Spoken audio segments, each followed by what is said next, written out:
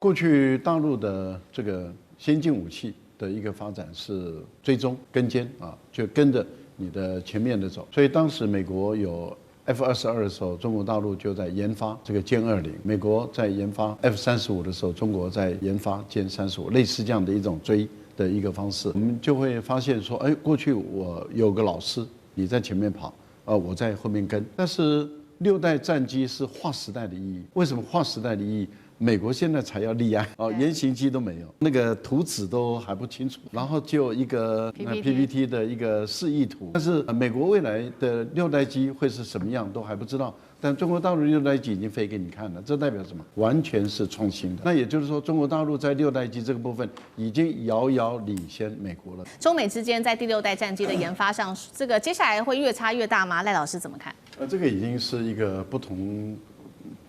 档次的一个差距了啊！过去大陆的这个先进武器的一个发展是追踪、跟监就跟着你的前面的走。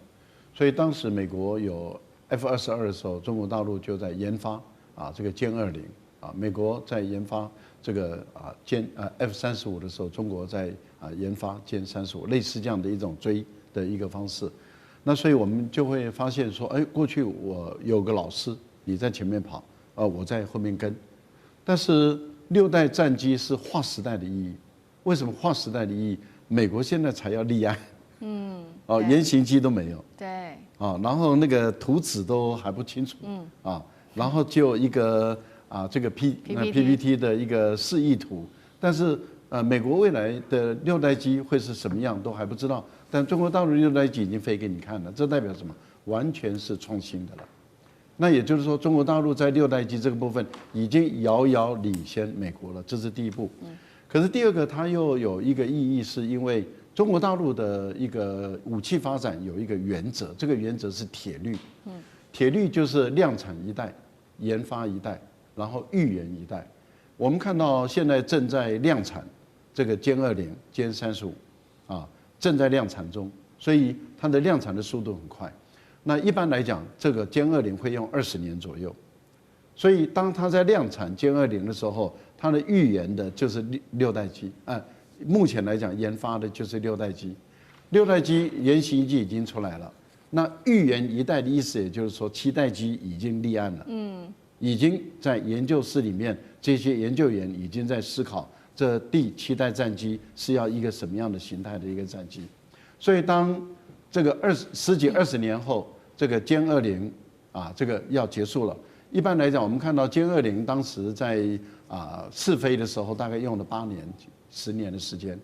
，8架原型机在不同的档次试飞。那现在歼20已经在服役了，在量产了，所以6代机很有可能在5、6年左右，它会开始进入量产。然后因为它还要经过各种不同的场域、高原，然后热带很多地方，它都要做试飞，然后在最后要做定型、定装，然后等到6代机要出来的时候，其实已经是第8代机也已经是在预研的阶段了。那你想，现在美国才是对，美国现在还在图纸，对，那已经被中国大陆甩在后面了，中国大陆已经后面看不到人了。这个差太远了。是中国大陆的歼36加速成型，美国的6代机现在陷入难产，日本也要做6代机，它的这个计划 GCAP 的电战也崛起，东亚空战格局全面改写吗？今天一起来做关心，赶快来看到2025年大陆确实我们看到它的6代机，不管是歼36、歼50是横空出世之后震撼了全球，结果没有想到1年过去，成飞的歼36现在已经冲出了3款的原型机，而且甚至有第3款的这一种原型机的一个试飞画面，现在在网络上面传出来，被解读是研发速度远远的超乎了想象。我们看到军事专家怎么形容，他认为这是大陆2025年的圣诞节大惊喜。那么我们也看到说，这个3架的原型机之间的结构其实有明显的差异，尤其今天要观察到的就是它的第3架的原型机没有了2架，前面2架有了这个叫做空速管的装置，所以要请教厉将军怎么看？有关于第3架跟前面2架的差异，还有这个空速管消失代表什么样的意义？歼36会提前成军吗？将军怎么看？这确实这个研发的速度真的是超乎预期之外大家要记得，去年年底的时候，这个歼36才第一次试飞，第一架原型机试飞，到现在为止才不到1年的时间，已经第3架原型机在试飞了哈。那我先说明一下，歼36它现在名称已经取了，在歼10它叫做什么呢？它叫猛龙战机哈，歼20它叫威龙战机。你知道歼36现在取个什么名字吗？叫做很斯文哈，很文艺，叫做文谣哈，文章的文，谣它是一个鱼字旁啊，在一个用手摇机的摇的那旁边文谣，它是取自《山海经》里面哈，鱼生鸟翼的这种神兽哈，叫尧文尧。那为什么这个从以前龙系列改成尧系列呢？哈，我觉得很明显的，它就是从第5代机跃进到第6代机，等于4代的跃进，所以它用一个新的这种尧来代替，那也凸显出中国文化的元素在里面。那第1代机的时候，第一代这个歼36跟第2代差别很明显哈，主要有3个地方有差别。第一个是进气口啊，原来的是倒三角进气口，那它这个进气口第2代的时候将它改成就是无分流超音速的这个进气道哈，那可以增加它的引伸的效能。第2个差别在尾翼那个地方，尾翼原来是直接一个喷口而已，但是第二款原型机哈，它是可以2D，也就是它可以上下改变，可以增加它的机动性。那第3个改变哈，就是它的这种起落架有改变，起落架原来是前后并列的哈，前面那个轮子后面一个并列，改成这个双排并列的。第2代，那当然可以增加它弹舱的容量。它试完之后，可能这1代跟第1款跟第2台。大概它各有优缺点，那它研究之后试飞之后，取其这个优点，然后做出来现在第3架。那第3架很明显的最大的一个明显的改变就是取消了空速管。那取消空速管当然是在试飞的时候，你要让飞行员他能够知道飞机的速度，然后来有利于飞行员操控掌握飞机。他现在将它取消，我觉得很快的，它就是要进入量产了，就大概就已经试飞。各项的数据都已经出来，开始要进入量产阶段才是这方面的改变。所以说，这个中国大陆他们这种战机的研发速度你不得不佩服。还1年的时间，这个同一款战机就已经有3种的原型版出现那速度真的是非常的快。那日本呢也说要做这个6代战机，防卫大臣这个是他特别讲的，说他们这个计划叫做全球空战计划 GCAP。加上英国跟意大利一起来做，锁定是2035年服役，2030年首飞。它配备的东西，带观众朋友稍微了解一下小档案。全新的多功能射频系统，数据量是 F2雷达的1万倍，频宽处理强，不只能够搜索锁定，还能做电站干扰、通信、目标获取，把数据转为战场上面的主要武器。委员怎么看 ？GCAP 啊，如果翻译做全球战斗空间计划。是蛮适合的，因为它本身不是一个战机的名字，它是从以前日本的 FX 所发展出来的，或者 F2 所发展出来的。问题是它这个顶多就是5代半的战机而已，它想要跟中国大陆的歼20比，似乎全球都认为技术上还差那么一点点，这档次差那么一点点啊。那他讲了很多了，他除了刚才讲了他说他的深度逆中不是一般的逆中，可以对雷达、红外线、电磁波进行逆中。我听了都晕倒，哪一个5代战机不是这样子？好不好？深度就深度了哈。然后他用次世代的引擎，推力非常高，然后发电能力非常强，但是怎么算它的飞行最高的音速，大概而已，就是超音速一点点而已，就是不能跟大陆很多战机都快了2倍音速，不太一样好，那有趣的是很多的优点，非常的豪华，也非常的贵，比 F35还要贵那贵也就算了，反正这是日本、英国、意大利3个国家来的它现在已经被确定有几个很大的缺点。它没有办法应付东风21D 跟东风26饱和攻击，没办法，无法生存力很低，因为它不是它是5代战机逆中的，可是它不是空中的王者，它不是，但是它是空中的指挥官，这2个性质是不一样，因为它的电子设备很多，所以在上面一架飞机可以指挥很多的僚机，但是自己参与战斗，它的操纵性能就被比下去了，就被大陆歼20比下去了哈。中美之间的这一场军事之争，我们特别要来关心到的是6代机，尤其是大陆的6代机，这个歼362号机这一次大改款，被视为是一个急速的进化，力拼2031年要成军。那么中国的6代机能不能横甩美国4年以上呢？今天就这些议题，我们会一起的来做关心。这个是最新消息，美军这一次恐怕真的是要紧张了，因为呢，大陆的第2架它的歼36原型机最新的影像再度的曝光了，大家看到说上面这一次不再只是一个小修小改而已，而是一个比较具有结构等级的大改款，所以被外媒这样子做评论，他认为是明显的它的进度远远的超出预期了。今天有3个关键他们大升级的点，带观众朋友来看到。等一下会请将军，因为是比较专业的一些术语名词，等一下请将军带我们来看。升级的地方包括它的进气道，这是第一个。第2个事情是它的发动机的喷管也是大升级了，它可以在高空低速失速的状态下维持它的机动的优势。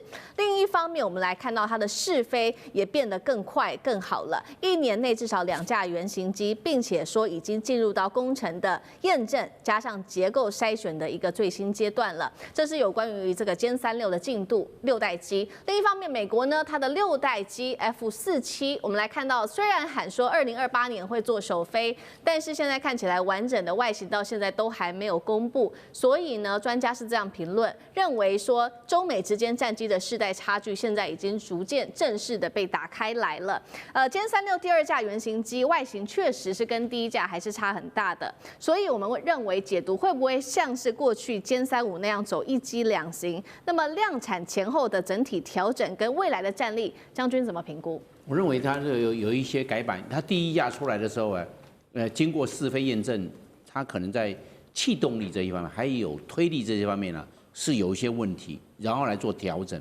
所以你看它的发动机的喷口，它已经让它凸出来，为什么？让它的推力，让它喷出来的气流更顺畅，那更有推力，更产生推力。所以这个时候，它把这个后面的发动机变成绞型发动机，让它推出来一点点。它是这个样，然后进气道呢？进气道它让了气流能够平顺呢，它把它做了一个设计的更流线，让它进气的时候更能够吸更多的气，然后进入燃烧室，然后燃烧喷出去。所以它这个在推力优化，它做了这个。我们讲到它推力这方面跟飞机的航程还有最大的速度是有关的。第2个，我们来看，因为歼36啊，它没有垂直岸地面。我们看了美国 F-22，美国的 F-35。都有，中国大陆的歼20也有，中国大陆的歼35也有，但是歼36没有。你看它是没有垂直岸地面，没有垂直岸地面，在空中会飞行的时候会有偏侧滑的现象。那侧滑的现象呢，我们有一个 damper， 那个叫做辅助器，会帮你做校正。它那个电脑换算非常的快哦，大概每1秒钟就大概换算100万次，给你做调整。它的动哦，让你看不出来，但是问题让飞机能够平顺。但是问题是可能。它在试飞阶段可能有偏侧的现象，那有偏侧现象怎么办？把这个我们知道了，它的垂直岸地面放在2个翼尖，左翼尖跟右翼尖，你看它凸出来了，是它让它不会有在高速状况下不会有偏侧现象。你看那个飞机里面那个针球仪哦，它不会摆动，不然飞机的话就是很稳定，这样稳定。因为摆动的状况之下，因为电脑换算还是有毫秒、微秒的时差，还是会偏侧。那经过这个在翼尖的这个垂直岸地面的辅助器之后稳定了，因为它把它抓准了，那又没有垂直岸地面，又有这个垂直岸地面的功能，我认为这是它加大的设计，是这样。那最后一个，我认为它的是让它的这个整个的机型哈，尤其是机翼把它优化，优化变成气动力最佳化。所以我们来看这个歼36，它将来的如果要生产量产的话，它经过这2次。这第2架也是原型机，原型机一定做测试，不是量产机，量产机还没开始。那量产机完毕之后啊，才开始要训练，才能够完成 IOC 初级作战阶段。初级阶段的时候，经过种子教官培训出来更多的飞行员之后，才能被人达到 FOC， 变成全作战阶段。这个就表示这个成军了，可以列入作战序列了。所以它有这个等次。那现在的只进入这个第2架的我们讲的测试的原型机，量产机还没有开始，所以中国大陆它是稳扎稳打，它不要冒进，它稳打。那我认为歼36这个大量推出来之后，可能就要关掉歼11B， 它就不生产了。歼11，那你要关掉个生产线了，歼11B 它不生产了，因为歼10C 还要外销，但是歼11B 它可能就不要。那来把这些所有的生产线来做歼36，所以这第6代战机可能在2、3年后就会形成作战的能力。好，2、3年后形成作战的能力。那我们来做假设，一旦真的成军，接下来对于第一岛链的冲击到底有多大？请教杨老师。那另外就是也跟美国来做一个相比，因为现在外媒也推估美国的6代机落后大陆3到4年。2个问题，老师怎么看？美国人自己推测2028年6代机可以这个成型量产，现在看起来是倒过来，是中国大陆的2款6代机，说不定在28年能够量产。美国到目前为止，它的6代机还真的连楼梯响都还没有听见。我们看到原先的设计图推动了一阵子之后，又打掉重来。不过，川普还是坚持要做 F-47，因为他是第47任总统。可是两边的6代机的相比较，我觉得这还要时间去验证。那但是呢，美国的6代机很显然到目前为止，它没有跟别的国家的合作，所以到后来它如果要出售，或者是跟别的国家的合作，看起来不是这个方向。因此它做好之后，你现在如果讲到第一岛链，它会不会卖给日本、卖给韩国，像 F-35或 F-35B 一样？我觉得这是一个大的问题。而日本、韩国愿不愿意去买这个美国拖延了这么久而成效有限的6代机，那去跟谁打？我觉得日本、韩国可能也不这么愿意。可是，在中国大陆这边，你看到整个从5代机、6代机在这个区域战区的数量上，以及作战的这个效能上，就很清楚。像上次日本的防卫大臣小泉进次郎凌晨2点钟开记者会，大家不知道是怎么回事原来是雷达照射。那是呢，歼15跟 F-15这2款机就差别很大了。那歼15这个 F-15小泉，我们刚才看到。就是主持人拿那个手套，他大概只能拿那个手套，看着手套说要冷静，要冷静，不然我会被打。他其实是非常不冷静的。那手套大概都撕了。所以呢，你这个飞机的差别就代表了你这个战争的胜负嘛。你现代的武器、现代的军事就是如此。如果中国大陆在有6代机、2款6代机，如果都能够量产，而去支援在这个区域的5代机跟这个4代机、4.5代机的这个作战的时候呢？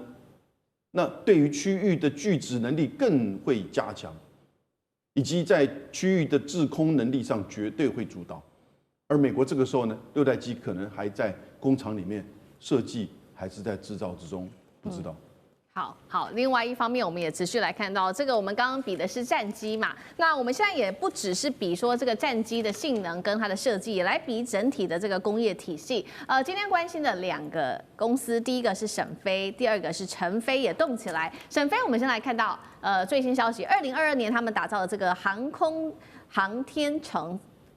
的部分之外，2024年他们更是正式的进军在低空经济。那成飞呢？成飞则是一天征地200多亩，说要打造空天装配基地，做战机也要做衔接航天、货运航天飞机的浩龙计划。汉庭怎么看接下来对于歼36多大的这个研发跟量产的优势？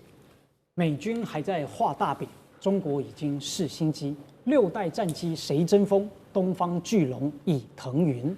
那到底大陆强不强？我们要听美国人怎么讲。好，那当然了，美方他可能会刻意的放大来凸显美国自己要更加的努力。美国空军作战司令部前司令马克·凯利将军，还有空军部长弗兰克·肯德尔多次在听证会和内部报告当中都说，美军现在落后中国大陆，而且有3个扎心的现象。第一呢是进度恐慌，因为大陆已经先做出来了，我们的还在研究阶段。大陆在第6代的战机研发上按部就班，甚至在某些子系统的迭代超过了美国。所以美军内部报告警告，如果呢下一代的航空权项目再因为经费而延迟，2030年天空的主人就姓钟而不姓美了。而第2个是成本的恐慌，因为在美军制造这第6代战机单价就要3亿美元，哇，这是在打造黄金吧？那中国大陆呢，虽然价格没有公布，但可想而知，经由工业化跟体系化的量产，一定成本是比美国还要来得更加的低廉。我们都知道，中国大陆最大的优势，就不论发明什么东西，最后都有机会变成白菜价。而再来第3个是技术迷航。就当美国还在搞优化，中国大陆已经在搞重构了。美国的空军参谋他说要暂时暂停，并且重新评估 NGAD 次世代制空权的项目。为什么？因为他们发现本来美国自己研究啊，他们想象的6代机长什么样，结果发现呢，中国大陆想的六代机，而且呢发明出来的东西比他们想的更好。这个表示大陆在6代机的制定标准上抢占了话语权。而且呢，提到了陈飞跟沈飞的大动作，这才是让美国人更害怕的地方，代表中国大陆军工已经进入了完整的体系化跟集群化的战斗模式。首先，空天一体，陈飞呢要搞航天城，不仅是做战机啊，连货运太空梭、浩龙都一起做。这表示未来的歼36可能不止在平流层飞，它随时可以跟外太空的卫星、轨道器进行降维连线。甚至呢，产能我们说几百亩地砸下去，这个不是为了种菜，这是为了要自动化的装配线。所以美国现在造一架飞机，感觉像是在绣花，慢工出细活啊，因为它确实慢。但是中国大陆未来造飞机，就很可能呢是在印钞票，一旦成型，就是铺天盖地的数量优势。所以大饼画的再圆，也飞不上蓝天。PPT 做的再美，也挡不住歼36的闪电。大陆的神秘的6代机正式的曝光了，而且还有这个中国大陆的逆中战机震撼登场，包括了超级无人僚机，今天也会一起来做全面爆发吗？我们会来做一个解密。我们先来看到，这是来自于美国的媒体战区网做的一个揭露，中国大陆现在又有一架是它的神秘逆中战机照片，现在呢正式的在社群媒体 X 上面曝光了。详细的细节，带观众朋友看到这个照片哦。这一架是这个战机机头可以看到前倾与机身做完全的融合之外，采用的就是中置机翼的设计，大后掠翼呈现 W 型，尾翼是完全的没有的，那它也没有垂直稳定器。重点是它的机身宽大，但是没有看到任何的武器舱。大家就在猜测说这一台到底是什么？它有没有可能是大陆接下来下一代的中程僚机，还是它可能是第6代战机呢？也就是继陈飞的歼36、沈飞的歼50之后的第3款6代战机的原型机呢？哪一个比较有可能？华干哥怎么看？好，我先跟各位报告哈，就是说那个我们现在已经知道陈飞的歼36。跟沈飞的歼50都非常的巨大，我就是说我们现在已经开始有真正的模型出来了，在市面上买得到。当我的同好看到这个模型的大小的时候，为之惊讶，因为它已经接近了轰炸机的标准，非常大。那这一次在社群平台上，我们最新的，也就是烫手的，刚刚出来的，就说。有一个最新的飞机，这个我们还不知道它的型号叫什么，这到底是什么飞机，我们真的不知道。因为歼36跟歼50的报道已经很多了，那这个究竟是新的无人机，还是无人机里面的中程僚机，还是有载人的第6代战斗机？没有人知道。可是我们可以确定，这架飞机是什么？这架飞机是，就是有别于歼36跟歼50的。第3种无人机，第3种第6代战机，那也太快了吧！岳老师刚刚去过大陆，他们说看到那个无人机，他已经眼花缭乱了。不知道，真的是真的眼花缭乱，真的眼花缭乱。我在四川的朋友啊，也是啊，看到陈飞的那个歼36飞过去，他说这什么？这个外星来的吧？对，吓一跳，吓一跳。说一句实在话，那个不是吓一跳，也就是说，你今天我们要讲一个重点是什么呢？中国有更新的战斗机出现了，而这个飞机你现在已经到，就大家猜测不知道它是什么，可是它传出来的讯息很可怕。什么地方可怕？也就是说，这么大的飞翼无人这个系统，飞翼什么叫飞翼？就是它没有垂直尾翼。它没有垂直尾翼是什么意思？它没有垂直尾翼，这架飞机的控制就要靠电脑，完全靠电脑。只要它的飞超科技不够先进的话，这飞机就会掉下来。美国的 F-117夜鹰 Nighthawk 战斗机在推出的时候，很多工程学家都说这个飞机不能飞，因为太奇怪了啊。原来后来他们才告诉世人说，完全靠电脑操控，不然这架飞机就栽下去。现在我们看到歼36跟歼50跟很可能是今天出来的这个叫JDS， 就是完全新的飞机，它都没有垂直尾翼，它要大量的飞操系统来控制，代表什么？代表大陆的航空电子设备已经很大的突破，你才做得到。要非常大的突破，你才可以做得到，因为完全靠电脑，电脑反而不能失误。大家常常听到 F-35上面的电脑突然宕机了，只要一宕掉 ，F-35就差点会掉下来。不过它的气动力设计还不至于因为没有电脑而掉下来。可是歼36、歼50这样的飞机，如果没有电脑控制，它就会掉下来。为什么？它非常依赖电脑，那你的电脑水平要非常的高。也就是说，我们今天看到像这样的东西。你会猜测它可能是不是像美国一样的 CCA 就是联合作战平台，对，也就是我这个飞机其实你看我这样子好像很厉害，其实不是，我是中程僚机，我要搭歼20的，他是老大，我跟着他，歼20一直飞，带着我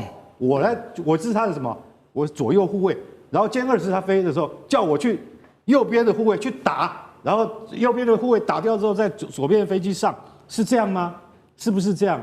我们现在还在揣测，因为它的尺寸这么大，以理论上来讲，它应该是有人战斗机。如果有人战斗机已经发展到这个地步的话，那接近量产就不远了。那美国你的无人战斗机在哪里？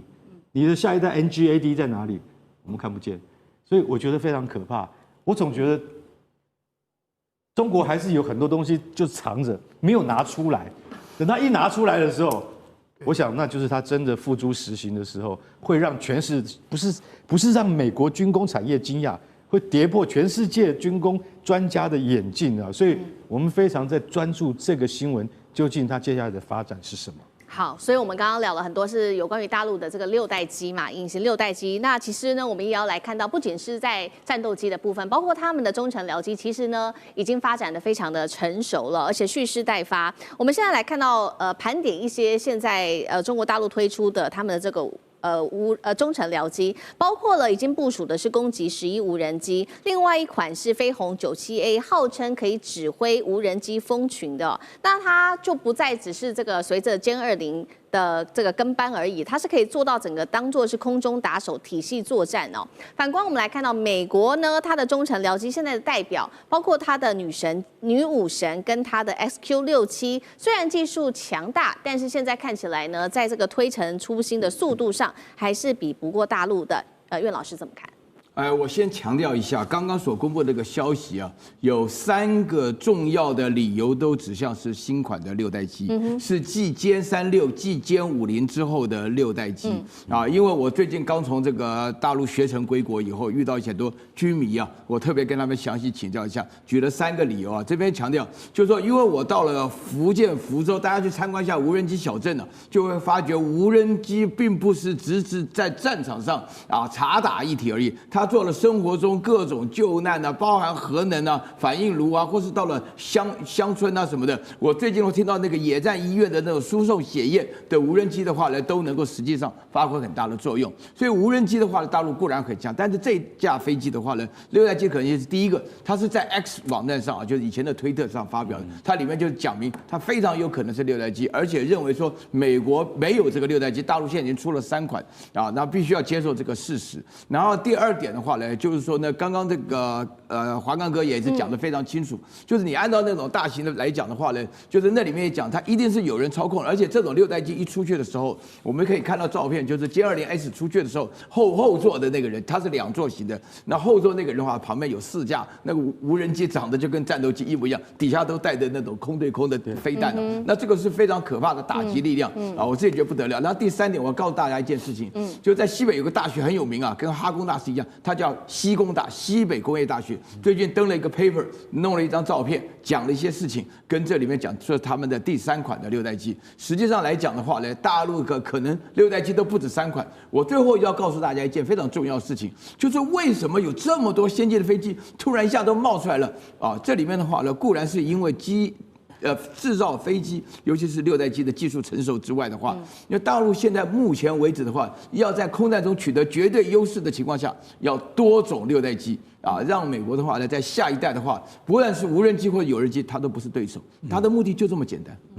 好，所以那最后我们也来看看，那刚刚讲了嘛，有很多的是无人中程僚机，再加上这个6代机，现在都是大陆致力在发展的。那如果拿来跟美欧现在做一个对决，到底比较上面谁可以掌握未来的整体的全球的军工航太产业？等一下请聂老师来带我们看。因为呢，在刚刚讲的大陆发展这一些的军机之后，我们来看到这个美国的通用原子公司现在也急了，他现在也赶快推出他的新计划，就是他要把他的 YFQ-42A 无人战斗机给进化成欧洲版的联合作战无人战斗机 CCA 计划。那从设计、生产到最后的后勤，都是由德国的子公司来负责。未来希望打造是北约空战的整体跨大西洋空战平台，美国、欧洲跟中国都在积极发展。未来的军工产业会有什么样子一个比较大的版图的变动？聂老师怎么看 ？OK， 讲到6代机，我们这个小时候喜欢玩那个军棋的人，都看起来都蛮兴奋的哈。当然，这个叫 sixth generation 啊，就是当然它是在第5代机，然后更强化嘛。我觉得我是爬问一下，它带强化，我认为4样东西。第一个，它可以在低可侦测性的技术的能力要增加。第二个呢，就是它的光电或者是航电的装备设备要非常齐全，因为现在都讲速度。第三个，现在这个超音都这个可能都不够。第三个呢，就是要提升它智慧型的辅助技术。现在都是 AI 时代，真的连上去受训的这个战斗员，他们现在的 AI 的这个训练可能都要到一定的时间。最后一个，我觉得就是现在大家讲到最重要，就是要与无人机的所谓的我们讲协同作战好了。因为无人机它是用这个人这远端操控的，但是它没有生命危险，它可以跟你多架上去。那你这个6代机要怎么跟它配套联合作战非常重要。所以刚才这个视频就讲到这个了，没有错。现在欧洲版研发，美国我讲一个最好笑的啦，就是那个美国国防部长不是前阵拿一个 memo 吗？在那个宪法还是独立大陆前面不是在签，我现在签个 memo。我们现在要开始重启无人机计划。对，他在学那个以前那个被枪杀的那个甘乃迪总统有没有？我们要做航太计划，要赢过俄国。对，因为现在大疆，我们讲心里在想啊，中国的大疆无人机太厉害了，一下子做这么多这么厉害，我们美国没有。我现在要重启计划，美国真的是很有魄力，以前真的说做就做到啊，川普也很有魄力啊，说买这个光头饭就买。可是现在的美国已经不是过去那个样，时空背景已经变化了，你知道吗？它已经没有全世界的资源，连制造业通用化，没有制造业，它美元也会出问题，军事也会出问题。我现在要讲的就是另外一个地方，韬光养晦了这么久，哇塞，慢慢隐形的一辆一辆的舰艇出现，一辆辆的飞机出现，而且出去都是配套 AI 技术的。你不在前10名，不要看什么第4代、第5代，你非第4代都可以打赢第4代。我刚刚讲印巴战争，不就是歼10打赢了这个标风阵风吗？你再去看第5代，最近一个歼20第5代，逆中从巴士海峡对马海峡。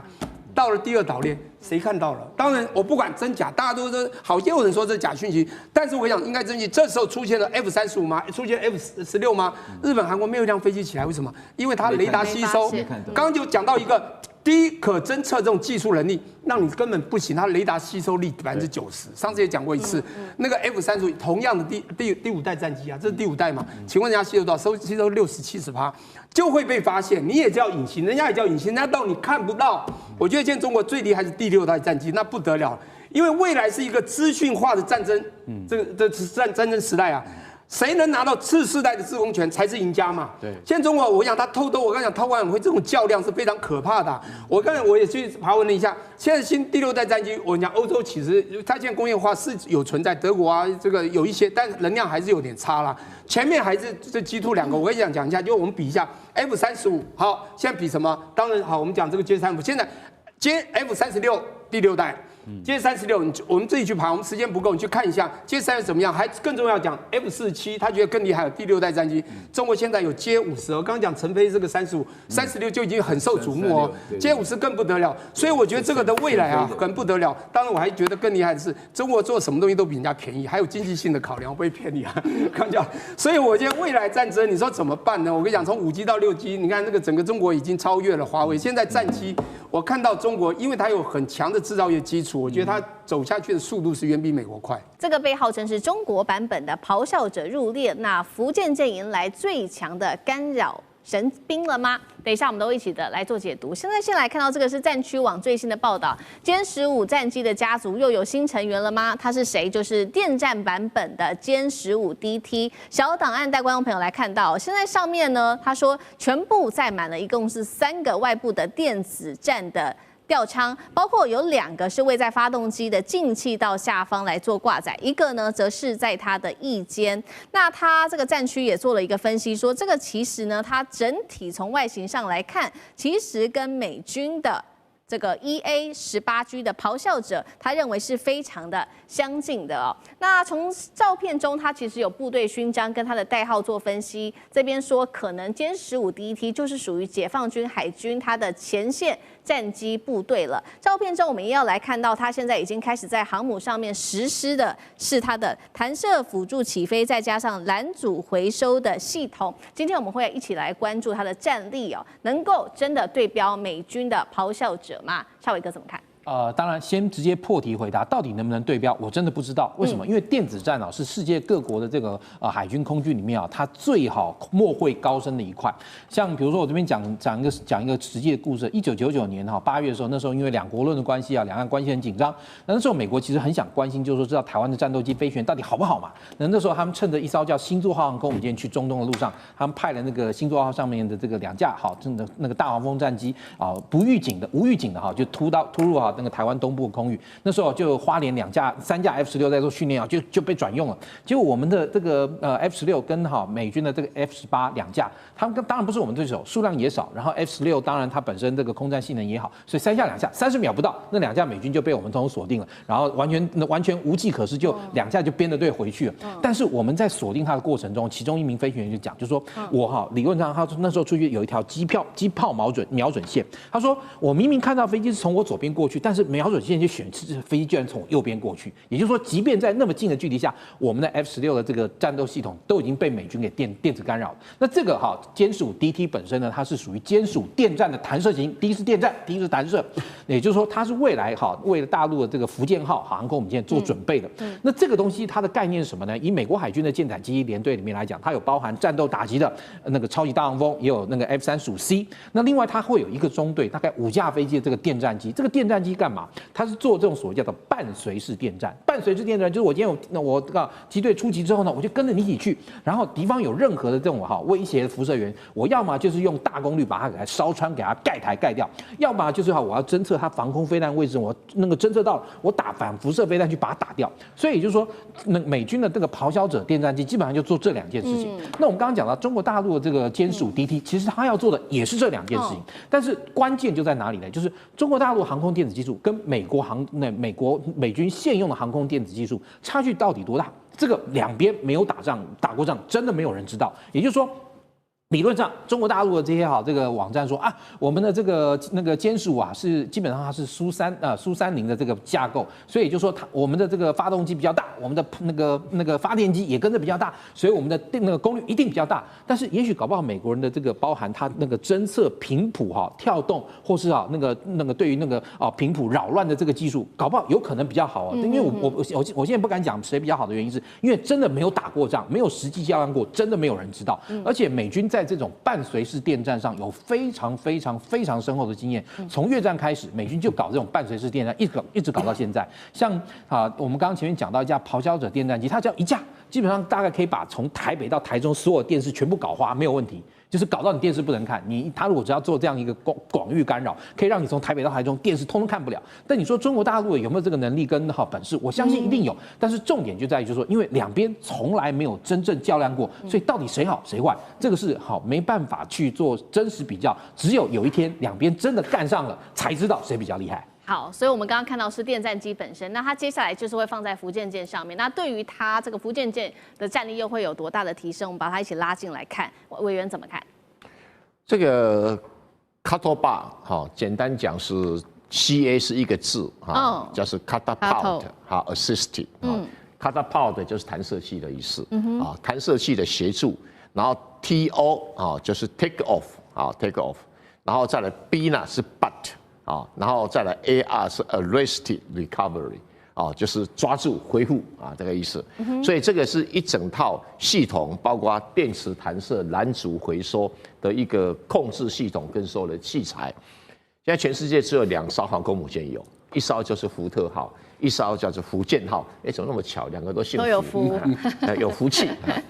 那这一套系统呢，现在有了这个歼15DT， 刚才孝伟兄诠释的非常的清楚哈。对，这个 D 啊就是电子战，然后 T 啊就是在这个舰载机用可以作为电磁弹射的，所以 DT。那歼15呢，基本上它在功能上跟那个的确啦，跟刚才那个咆哮者 EA-18G 功能是一样。那孝伟兄的论点说，谁强谁弱不知道哦，因为真的没有打过哈。这个双方之间的这个电池这个干扰、电池作战，这个谁的功能强，真的不知道。然后重要是说，中国自己有啊，全世界目前大概要在舰载的电子作战飞机，只有2个国家有，其他国家没有。其他国家有陆基上起飞的，但是没有舰载的。那舰载的表示在空域作战、海上空域作战上就很关键啦。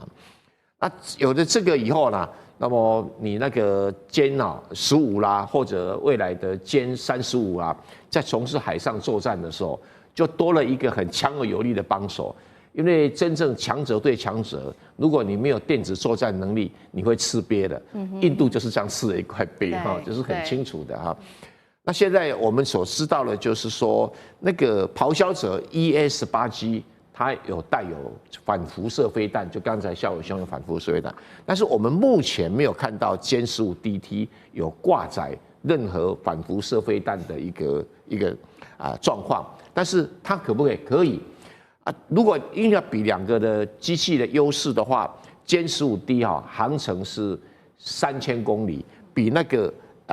EA-18G 2400公里，整整多了600公里，也就是它的体型稍微大一点，载油量大一点，航程远一点，所以在作战的空间理论上会更扩大。那这一款这个电子战机加入，那如果再加上这个所谓空警，那这个是一个很完整的空中作战部队，也就是中国大陆第一次在远洋作战上面有这个电磁弹射系统所带动的整套的空中作战部队。这个应该是全世界数1数2了。是我们刚刚比较完这个中美之间的未来的空中作战部队包括它的整个电战机的战力啊，还有搭载在航母上面的战力，我们也要来看到。那如果是飞弹本身，其实美国现在呢也要来确定它的这个飞弹本身的战力，而且是拿什么来做测试？就是拿特斯拉它的 Cybertruck 这一台来做测试啊。那测试哪几款飞弹呢？带观众朋友来看到画面上这几款，我们有照片包括了有地狱火、施救、滑翔炸弹跟它的雷射炸弹等等。那五角大厦为什么就在这个时候突然间写得很清楚，说就是因为敌人很快就会使用 Cybertruck， 这是什么意思呢？是说敌人可能会用 Cybertruck 来改装成武装车来做使用吗？等一下请赖老师来带我们看。另外 Cybertruck 它有一些特性，包括从画面上我们也知道 Cybertruck 它是有棱有角的，那它是不锈钢，受到比较重大的冲击的时候它是不容易撞烂的，所以说美军这时候选择 Cybertruck 吗？赖老师怎么看？是这样子因为他们这次空军招标买了33辆的各种类型的车子例如说有18辆是小轿车嘛，然后还有就是3辆是小货车，还有5辆是皮卡，还有5辆是 SUV 那还有2辆是电动车那就涉及到这个2辆这个特斯拉的电动车，所以就引起关注了。为什么？因为它很贵但是特斯拉的这款车卖的还不错，它已经卖了46000辆出去了。它未来要卖到这个沙特，卖到阿联酋跟卡达，所以它大量的卖。那这个车的特点就在于它的防弹，它防弹能力很特别强，因为它的皮比较硬啊，不管是玻璃纤维或者是它的钢板的话，美国有做，因为特斯拉自己做测试的，他要强调他的车子坚固无比，就是您刚刚讲的撞不烂，然后呢被撞了以后也不会烂，而且它还耐打。那他们就拿机枪去打它，那拿了各种不同的，有包括冲锋枪、有机枪，去对它进行实弹的扫射，也拍了很多影片，直接播给大家看。同样一个位置的弹孔，两发子弹打在同一个弹孔，竟然没有贯穿它，那他就证明说我这个车很坚固、很坚硬，非常好用。可是当他开始往这个中东地区卖的时候啊，其实大家都开始会担心会不会落入恐怖分子手中，因为这有可能的事情啊。我个人是认为，那有人说他会不会用来对付他的敌人，就是所谓的中国大陆？那我想这个还不至于。为什么？因为没有什么道理啊。这个道理很简单，如果中美一旦较量，要打到地面战的话，那请问是在中国大陆的本土打地面战，还是在美国的本土打地面战，还是在第三国的本土的土地上打地面战？那这个部分里面，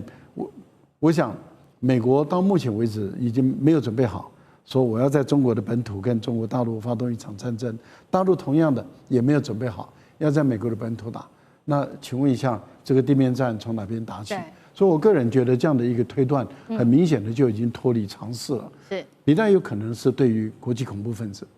国际恐怖分子获得这个车子来去进行一些恐攻。我觉得对于美国来讲的话，如果在海外作战，那这个部分当然要列入他们的靶车的一个范围了。解放军在模拟的空战当中，把歼10C 用在这个先进系统的支援下，竟然可以成功的击杀歼20的隐形战机。怎么做的？其实我们也来特别解读这一次到底解放军是透过什么样的战术。首先就是透过歼10C 再加空警500，还有歼16D 电子战机，形成隐形杀手铁三角，来打破这个歼20的隐形功能哦。那各自担任什么样的角色呢？来看到歼10C 担任的就是跟歼20负责周旋对抗的角色，旁边的空警500预警机则是提供目标信息，来提供即时数据，可以锁定隐形战机。最后还有歼16D 的电子战机，可以压制各种的干扰，来瘫痪对方的不管是他们的失聪，或者是让对方失明。所以节目一开始，我们来关心解放军这一次的这个演习，到底是要透露出什么样的讯号，也是要向美国的 F-35传达出讯息吗？就是说你飞上天空，你也可能被我们变成火把吗？厉将军怎么解读？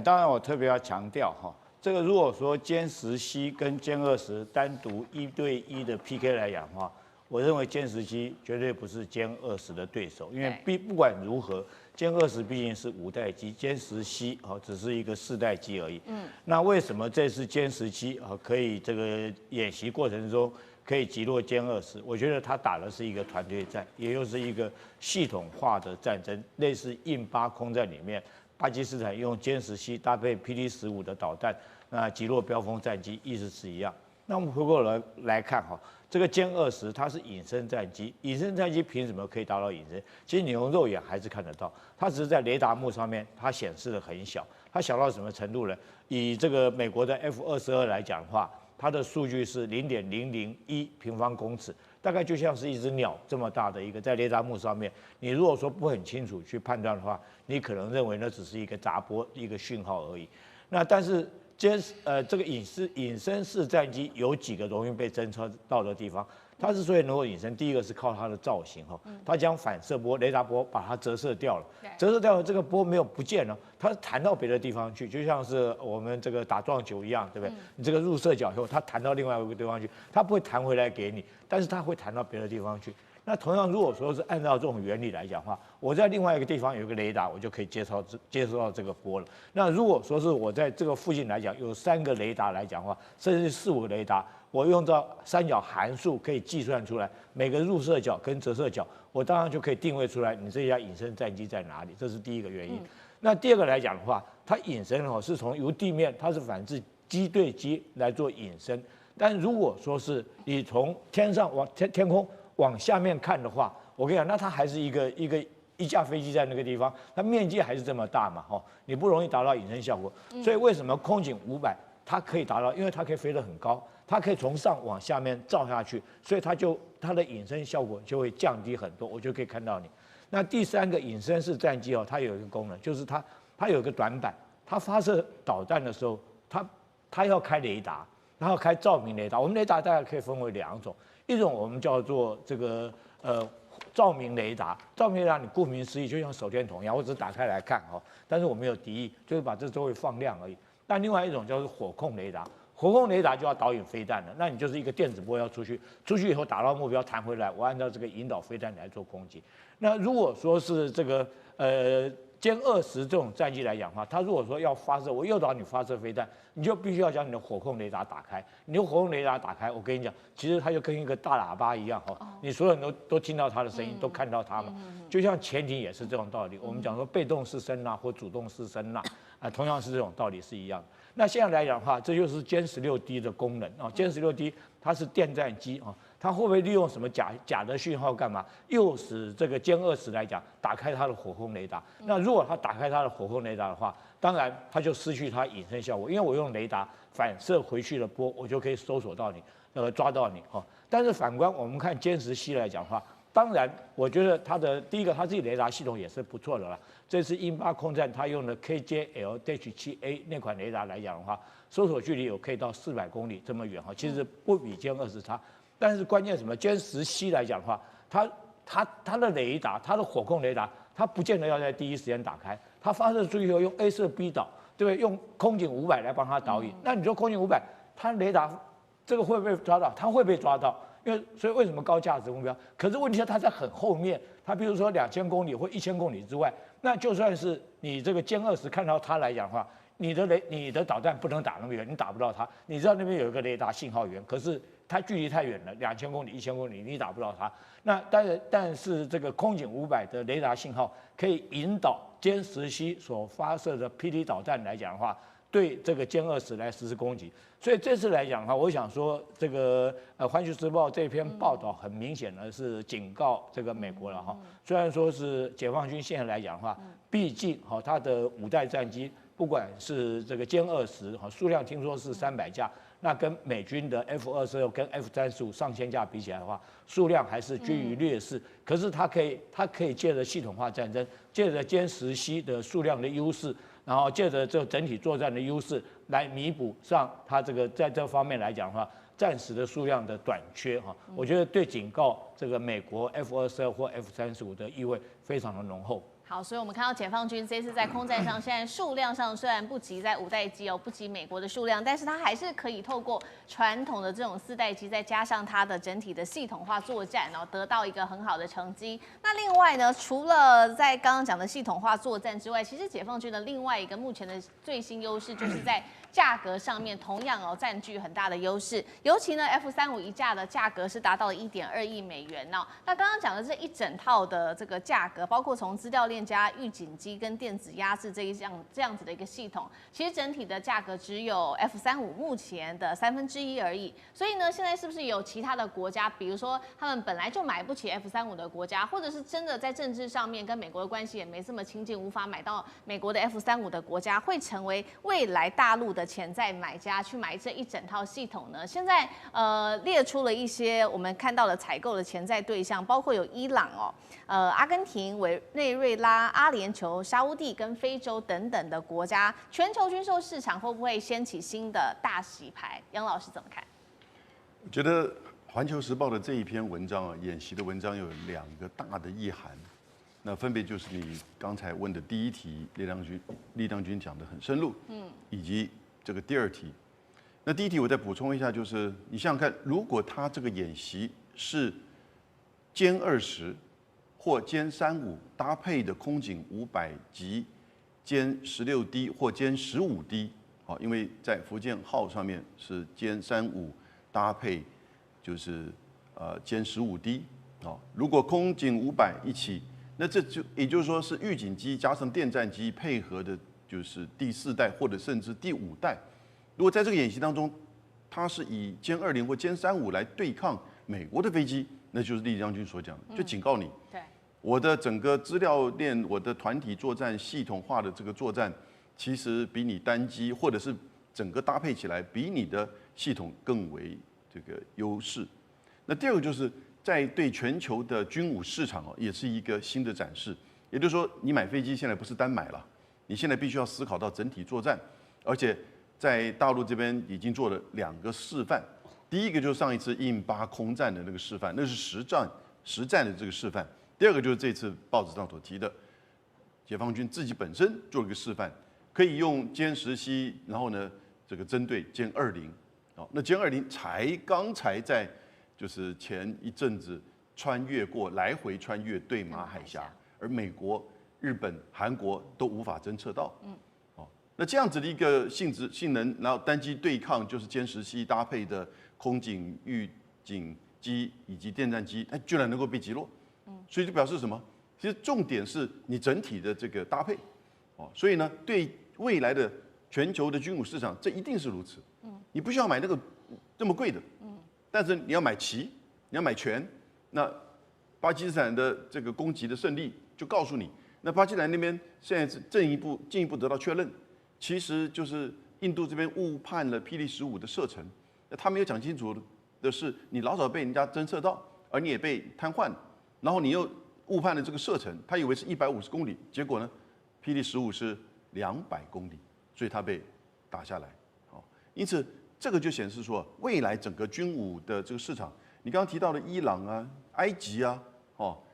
特别他也针对歼20有兴趣，我不知道巴西。我不知道阿根廷呢，阿根廷跟美国关系非常好哈，会不会买这个歼17这套系统我不确定。巴西、委内瑞拉，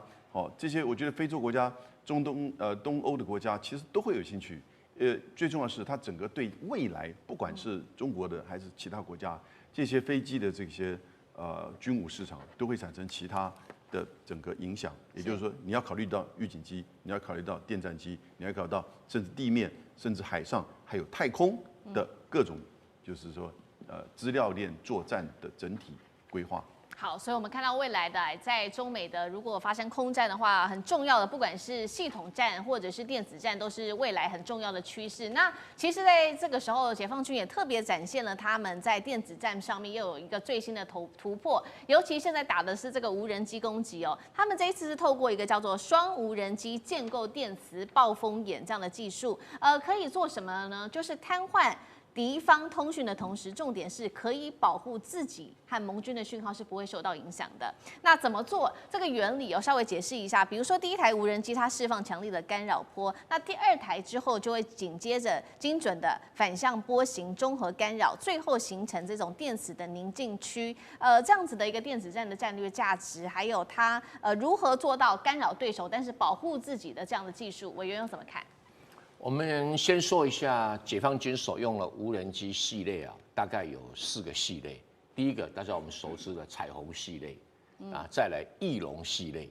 再来是无侦系列，最后一个叫攻击系列。对于一般来讲做电子作战呢，大部分都采用无侦系列里面的无侦10第10号，体型比较大，飞行时间比较远。那它的原理呢，就找好几架的无人机，然后有一部分的无人机，比如第1架无人机发射非常强的电子干扰波，可以干扰所有可能整个空域里面的雷达波，或者甚至其他电磁波。那有些装备还可以干扰到光电波等等，反正就看它装备所装载的干扰设备是什么。那整个战场就一团混乱一团混乱，既阻碍到了对方的任何通讯或者电子讯息电子作战。但是也让我方的也会有一样的情形，因为那种干扰是整个空域的，而是不分你我。但是现在构想是说，那我用第二架的无人机再发射一个反向波。我们都知道，波形如果有山峰有谷底，如果一个波形刚好相反，峰跟底刚好抵消掉的话，那个干扰效果就没有了。对，所以那个叫宁静区。然后你如何去创造一个在复杂的空域里面？这一块是宁静区，这一块是强烈干扰区，那个所谓的干扰电波以及被冲销的，它中间的密切度要非常非常密切，难在这里。要不然很简单了，理论上说，你发射一个正向波，我发射一个负向波就冲销掉了。可是问题是要冲销掉，在那么大的空域里面，我要很准确，那就是不容易了。是，而且要在特定的区块里面，是我方飞机的时候不受干扰，你方飞机会受干扰。那平常心讲，这个就是电子战厉害的地方。那大陆它做出了这样的一个解答的一个模型，它不但能够干扰对方，而且能够这个保护自己。这是基础模型，未来的空战可能要发展出更复杂的模型。光这个简单的模型是非常有意思，但是电战的情形会比这个复杂。为什么？你方飞机飞到我方空域了，我方飞机飞到你方空域，我的导弹打到你的空域，你的导弹打到空域，这个会变得很复杂。所以要有所谓的 AI 因素进来，还要有各种战场模型出现，它才有办法顺利去完成这样的一个任务哈。那回过头，我们刚才讲的例子就是一个很简单的模型，一架歼20飞进去啊，对方的一个系统性又有电子干扰机，又有那个什么空中预警机哈，又有等等啊，可以被攻击到。就只要对方摆这个防空网，你光一架飞进去，歼20是会被击落的。可是不要忘记啊，它不一定要飞进去啊。第二个，它有中程僚机啊，歼20有中程僚机，歼20超厉害的，不要小看歼20，它有中程僚机。它的中程僚机有没有电子作战能力？有过之而不及啊！所以这里面表示什么？表示说中国大陆的军工业啊，跟全世界宣示，你买不起歼20，你买起 F-35，你买有这一套。可是问题，如果真的 F-35也是来个机队，那你还是要另外想办法就是了。以前也有那个歼16哈，跟那个什么，跟那个歼20一个 PK 的一个报道出现。但那个是不公平了，为什么？歼20怎么会跑来跟你 ducking fight 呢？不可能啊！歼20它强在长距离攻击，而不是强在近距离的搏斗。然后你歼16本来就是设计来做近空域的一种防卫，那种所谓 duck fighting 的。所以每一种战机有它的功能了哈，所以不要因此就觉得歼20没有用。歼20还是非常的好，目前可能是最好的第5代战机。这是中国大陆最新的隐形无人机，现在呢在军事圈真的是引爆话题哦。这是来自于保加利亚网站做的一个报道，披露中国下一代的隐形战机 CCA 呢被看到了半飞运8运输机的影片，正式的在网络上面曝光了。这个算是一个实战级的测试吗？因为这次报道中也特别提到了说呢，运8是扮演了控制中枢的角色，正在来支援验证的就是 CCA 无人机能不能跟有人机一起来做协同作战呢？那 CCA 带观众朋友稍微了解，它除了是战术上面可以做支援，情报可以扩大共享之外呢，还能够进行单独的深度打击的一个任务啊，穿透敌方的防御系统，压制敌方的防空系统等等。所以呢，节目一开始我们要请厉将军来特别带我们看到这个 CCA 这架战机。首先我先说明一下哈，解放军现在来讲，它的无人机发展的速度是非常快，而且各种型号是非常多。另外来讲，它赋予无人机作战任务可以说是非常的具有专业性譬如说，它有些是负责专门侦察的，也有些专门负责这通讯中继的，当然也有察打一体的哈。那这一架 CCA 应该是新款的无人机。那我认为说，它所谓的战术资源、情报共享跟深度打击任务，也顾名思义，应该就是所谓的察打一体哈。它可以接收这个不管是地面或者是这架运8给它的讯号，那也可以接收这架运8对它的指飞飞行操控，来深入这个实施渗透，获取前方的情报以及实施打击哈。那第二个来讲，我觉得很特殊的，它跟运8在一起，这个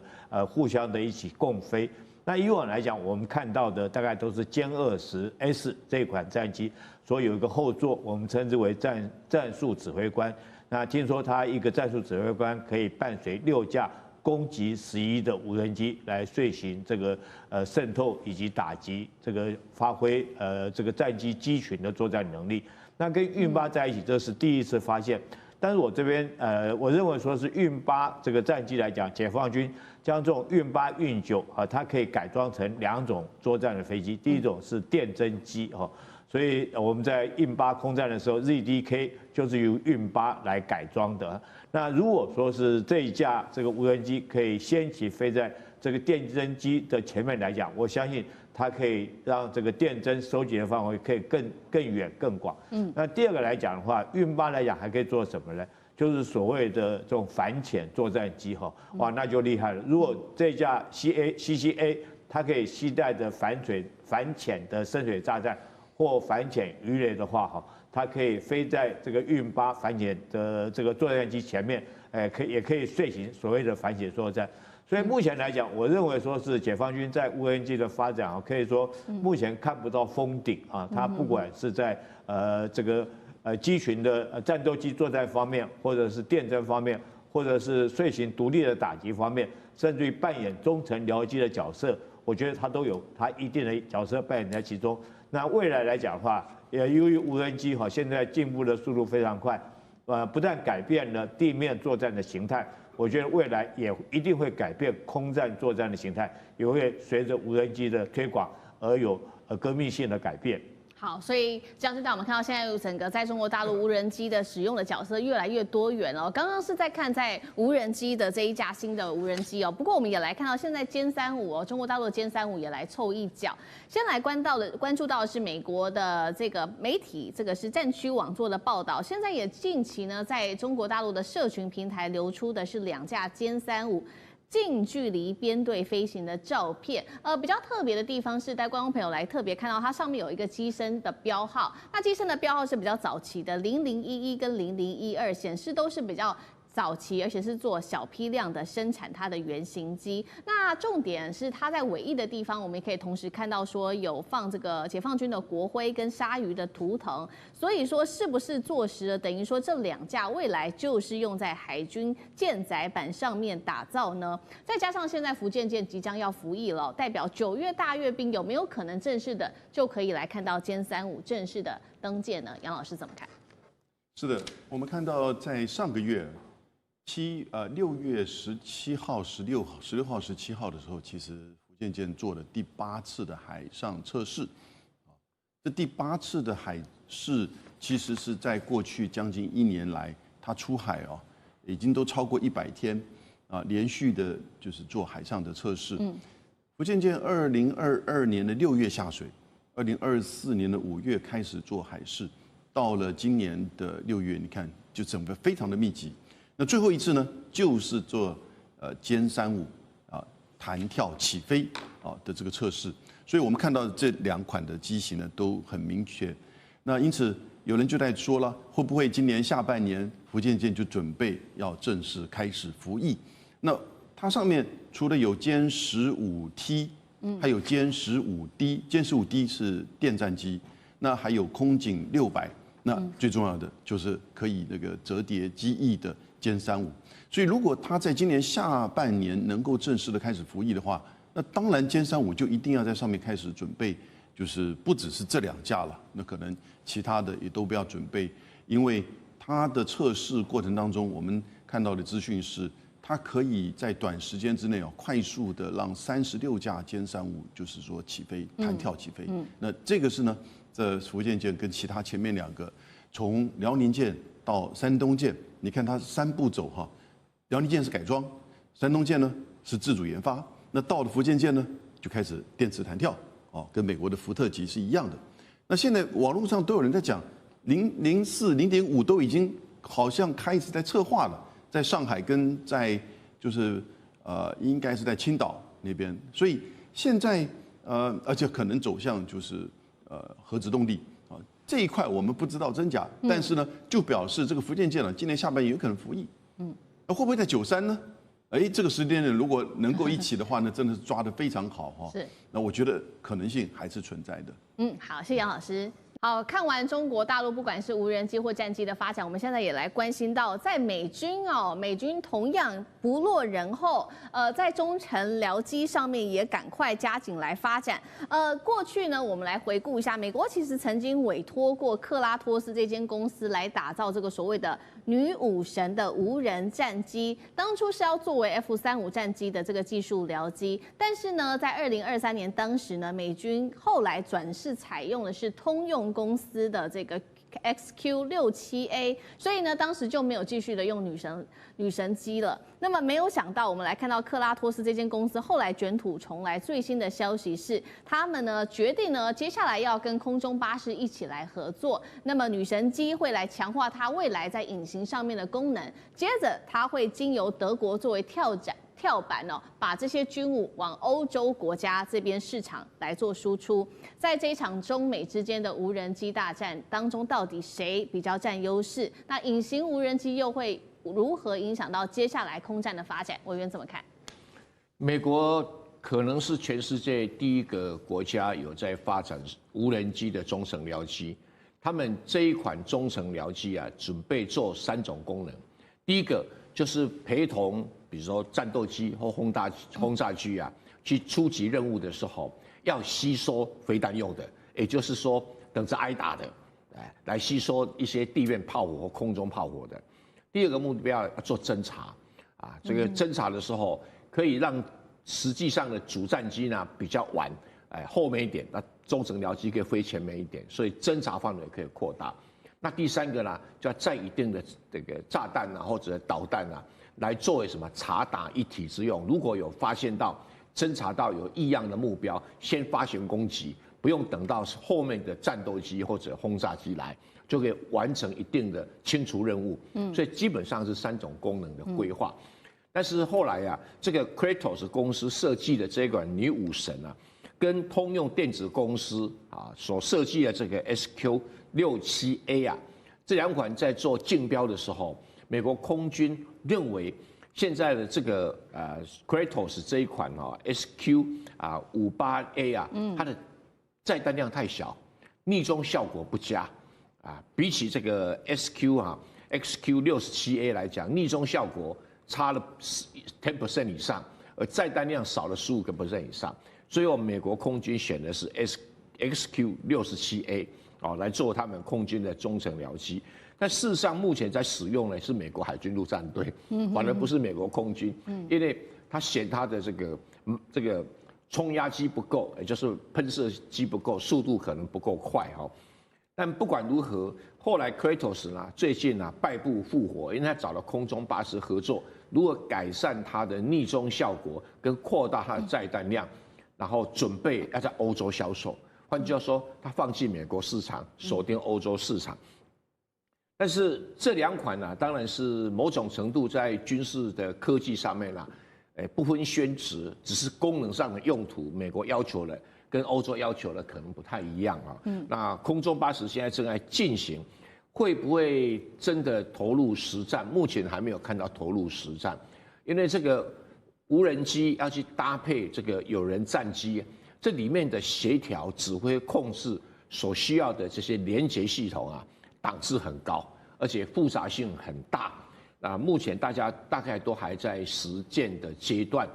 大陆也是积极后来者居上，正在赶上这一波的潮流。而且呢，据了解，可能在同款的武器里面，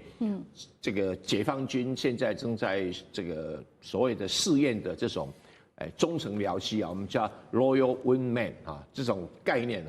解放军在所谓的共享数据链上面，据了解是比美军更胜一筹。因为你知道嘛，他飞他的，我飞我的，他要100%听我指挥，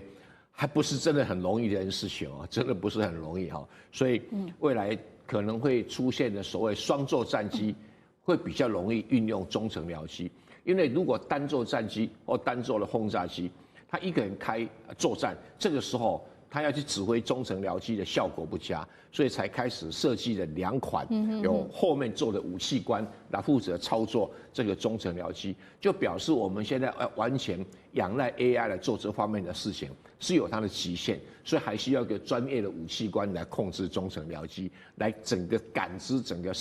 战场上面的一个战斗形态，也就是哪一个攻击对方从什么地方在哪里用什么方式会出现。那这个判断在战场上是有的时候真的是很困难，所以如果有个武器官指挥中程僚机，会比完全靠电脑以及这个一个驾驶人来控制中程僚机效果还要好。但这个是未来第6代战机的必备品。地缘政治、美中之